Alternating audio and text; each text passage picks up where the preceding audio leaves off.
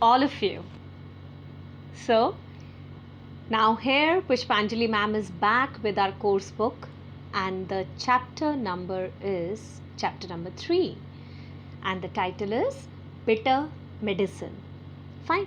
Now I know that whenever we fall ill and whenever we are not well, then our parents, they always give us the medicine, and that is also necessary, because by the use of these medicines only we'll be getting well.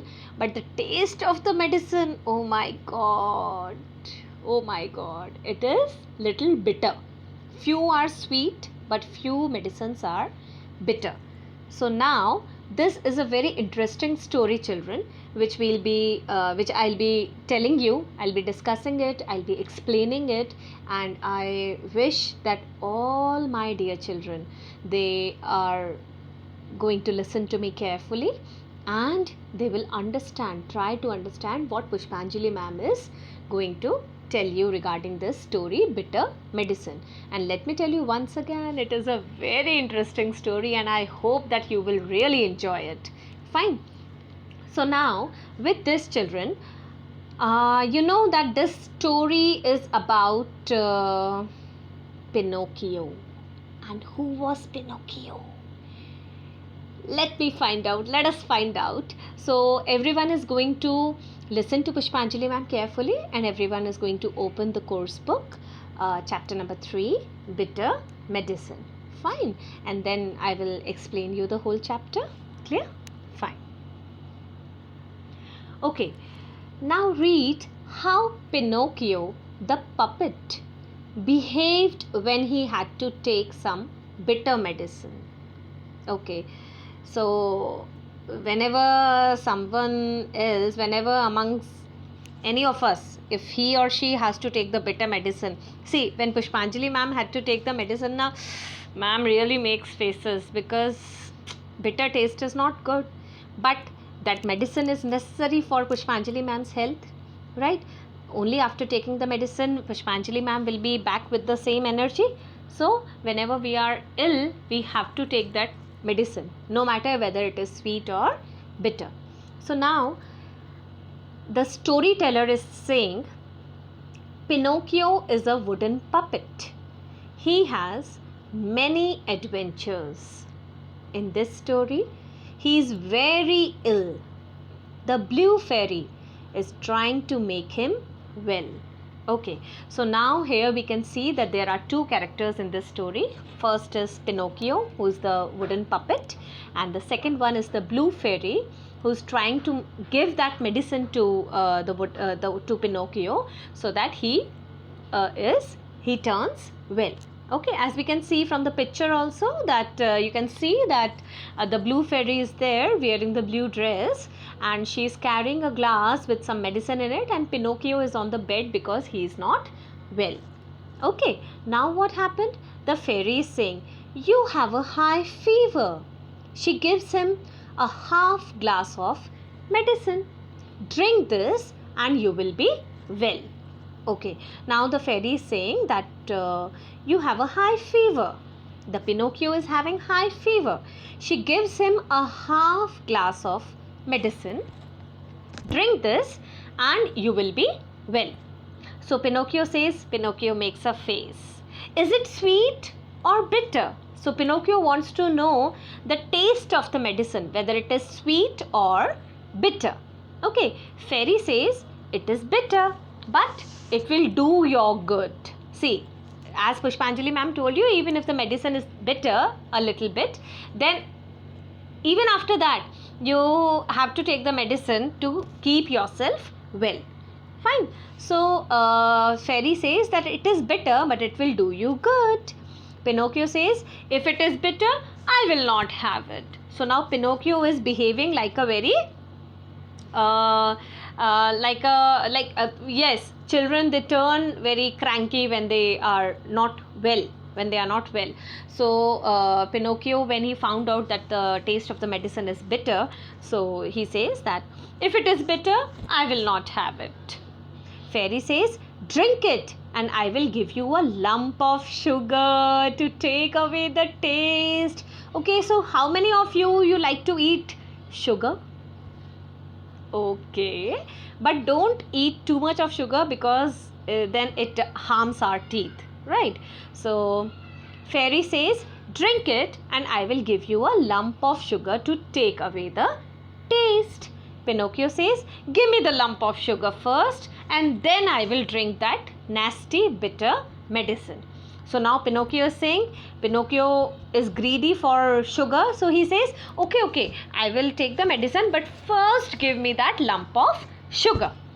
Fine, first give me that lump of sugar. Now what happens? Fairy says, do you promise me?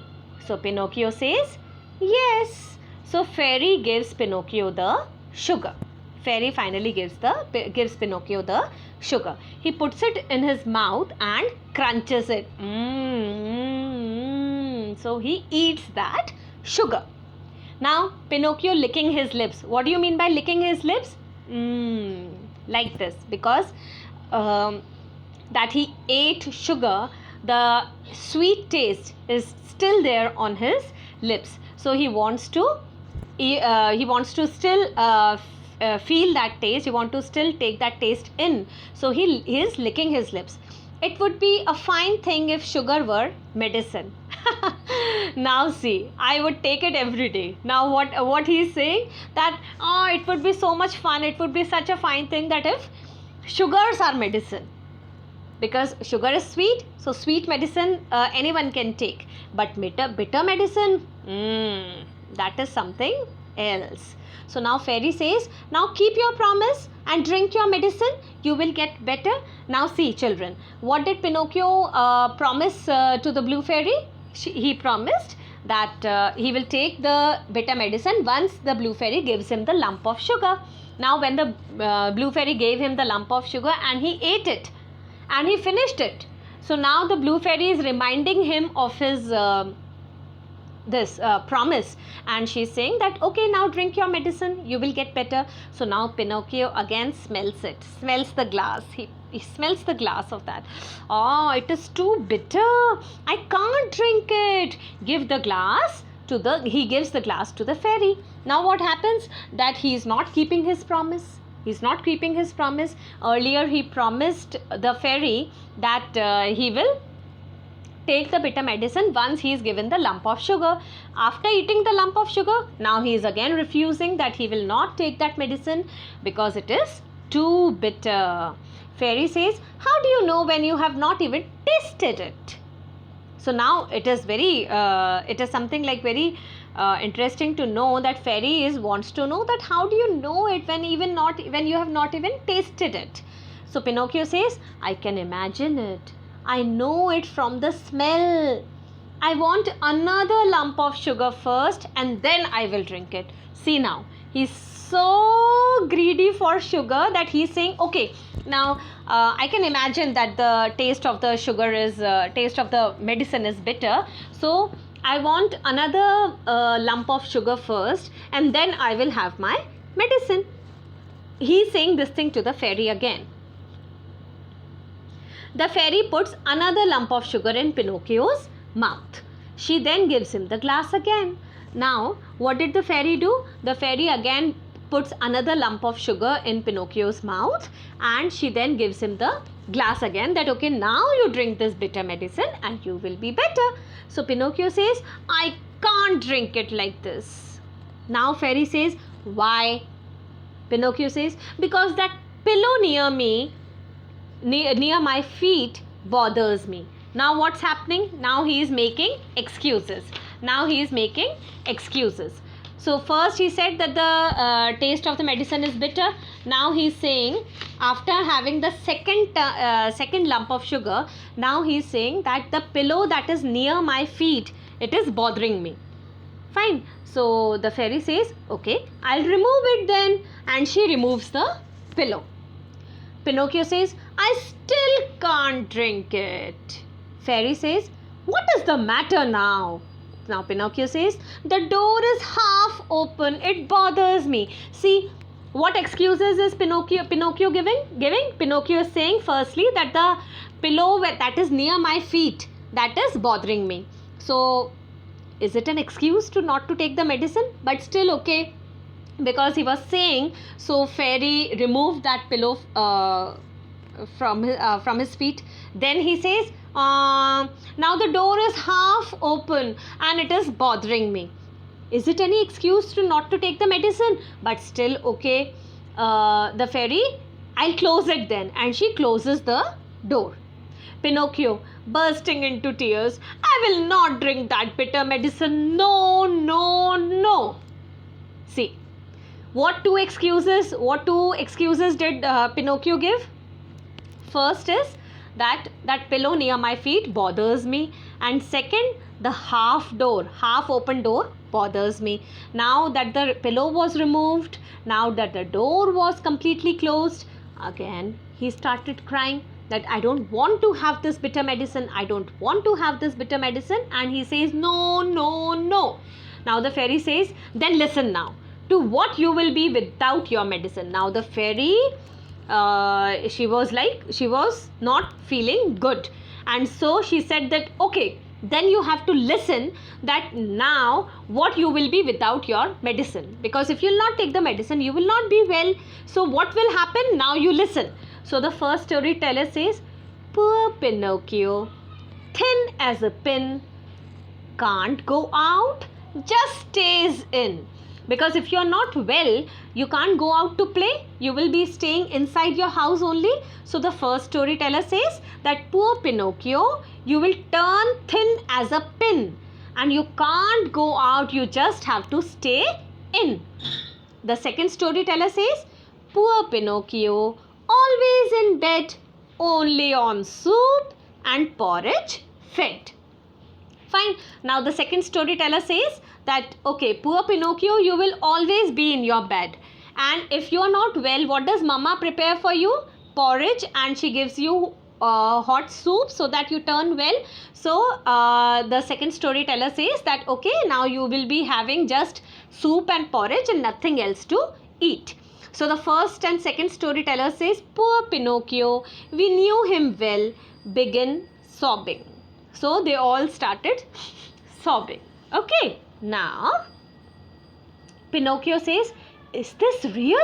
Will this happen? So Pinocchio was now getting afraid, a little bit afraid that will this happen that I have to just stay in, I will not be able to go out, and I will be thin as a pin, and I will be fed on only porridge and soup, and I will be always on bed. So Pinocchio was really very much afraid of all these things, and he started asking, is it real?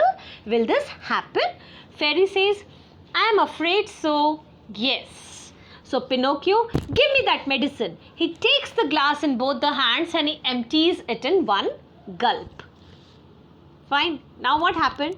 The whole story went around that the Pinocchio had to drink that half glass of medicine. He made few excuses, he made many excuses, and finally when he was not able to, when the fairy was not successful in giving him the medicine, so she told Pinocchio, okay, now what will happen, you will come to know. And when he came to know that if I'll not take the medicine, what all can happen. So Pinocchio just took that glass of medicine and quickly he drank that glass of medicine and he emptied the whole glass. It is wonderful. It is such a lovely story. I hope you all must have enjoyed listening to it and must have understood it. Give it a reading, dear children. Give it a reading. Read it once again, or read it twice, and you can also read it out to your family members because it is a very lovely story. So you can everyone can enjoy in your family. Okay, very soon we'll meet again. Fine. Till then, goodbye. Thank you. Take care.